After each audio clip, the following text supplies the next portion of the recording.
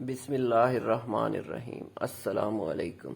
تقریباً 2 ماہ پہلے ہی میں نے ایک اسکول میں جاب شروع کی۔ اسکول میں یتیم بچوں کو مفت تعلیم دی جا رہی تھی۔ پی ٹی ایم پر ایک طالبہ لڑکوں کے لباس میں اسکول آئی۔ اسکول کافی مذہبی تھا۔ اس کے ایسے لباس پر میں نے اس کی والدہ سے پوچھا کہ اس نے لڑکوں والے کپڑے کیوں پہنے ہیں، جس پر اس کی والدہ نے کہا کہ میری 5 بیٹیاں ہیں، 5 بیٹیوں کی وجہ سے میرے شوہر نے مجھے طلاق دے دی، اور مزید اس نے کہا یہ میری سب سے بڑی بیٹی ہے اور یہ ہمارے گھر کا بیٹا بھی ہے۔ جب میں نے یہ سنا تو میرے پاؤں کے نیچے سے زمین نکل گئی۔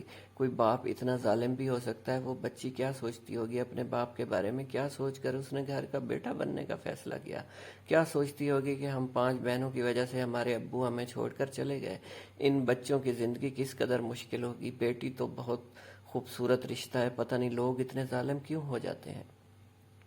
آخر بیٹیوں سے کس بات کی نفرت؟ ان معصوم کلیوں نے کیا بگاڑا ہے لوگوں کا؟ ایسے بیٹوں سے تو اولاد نہ ہونا ہی بہتر ہے، جس میں احساس نہ ہو، چاہے وہ کسی کا باپ ہو، کسی کا بھائی ہو یا کسی کا شوہر ہو۔ اللہ سب کی بیٹیوں کے نصیب اچھے کرے، آمین۔ ویورز، آپ کو یہ سٹوری اچھی لگی ہو تو میرے چینل کو سبسکرائب کرنا مت بھولیے گا۔ بہت شکریہ۔